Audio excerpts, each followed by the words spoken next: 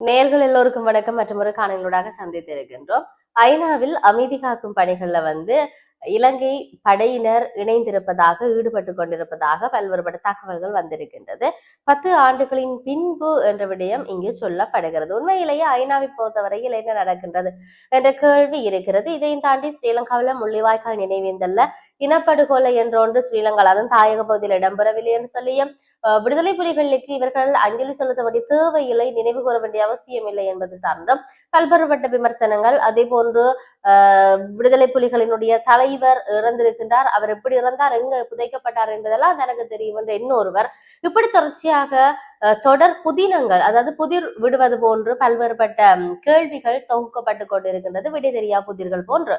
இப்படி இருக்கின்ற பொழுதுதான் ஐக்கிய நாடுகள் சபையின் அமைதி காக்கும் பணியில இலங்கை இராணுவத்தினருக்கு 10 ஆண்டுகளின் பின் மீண்டும் வாய்ப்பு வழங்கப்பட்டிருப்பதாக சொல்லப்படுகின்றது. ஆப்பிரிக்க நாடான ஹைட்டியில் அமைதி காக்கும் பணியில் ஈடுபட்டிருக்கக்கூடிய இந்த ஐக்கிய நாடுகள் அமைதி காக்கும் படைப்பிரிவுல இலங்கை ராணுவத்தினர் விரைவில் மீண்டும் இணைந்து கொள்ள போகின்றார்கள் என்ற விடயம் இங்கு சொல்லப்பட்டிருக்கிறது. ஐக்கிய நாடுகள் சபையின் ஒப்புதலின் பிரகாரம் காவல்துறை இராணுவத்திலிருந்து சுமார் 900 வீரர்களை கொண்ட ஒரு படைப்பிரிவை ஹைட்டியில் நிலைநிறுத்த இலங்கைக்கு வாய்ப்பு கிடைத்திருப்பதாக சொல்லுகின்றார்கள். அதற்காக தகுதியான நபர்களை காவல்துறை மற்றும் இராணுவத்திலிருந்து தெரிவு செய்யும் பணிகள் தற்போது நடைபெற்று வருகின்றது என்ற விடயம் இங்கு சொல்லியிருக்கிறார்கள்.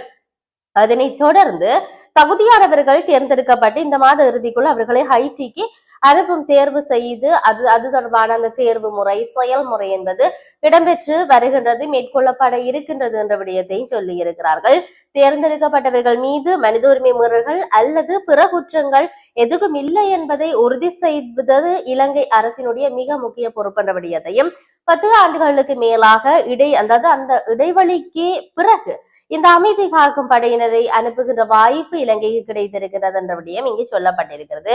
ஹைட்டியில் ஐக்கிய நாடுகளின் அமைதி காக்கும் படையில் கிட்டத்தட்ட 11 ஆண்டுகள் பணியாற்றிய பின்னர் 2015 இலங்கை தனது பணிகளை முடித்து கொண்டது என்ற விடயம் இங்கு சொல்லப்படுகிறது. 2004 முதல் 2015 வரையான அந்த காலப்பகுதியில 16,000க்கும் மேற்பட்ட இலங்கை ராணுவ வீரர்கள் ஹைட்டியில் பணியாற்றி இருந்தார்கள் என்ற விடயம் தான் இங்கு மிகப்பெரிய பேசு பொருளை உண்டு பண்ணி இருக்கிறது.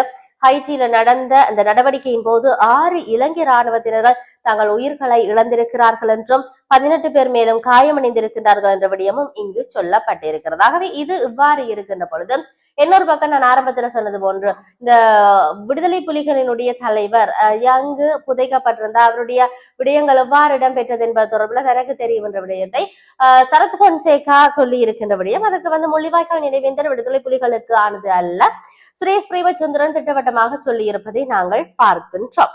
தங்களுக்கும் தங்களது போராட்டத்துக்கும் தலைமை தாங்கிய விடுதலை வீரர்களை தமிழ் மக்கள் நினைவு கூறக்கூடாது என்று அரசாங்கம் சிந்திக்கிறது என்ற விடயத்தை ஜனநாயக தமிழ் தேசிய கூட்டணியின் பேச்சாளர் சுரேஷ் பிரேமச்சந்திரன் சொல்லி இருக்கிறார்.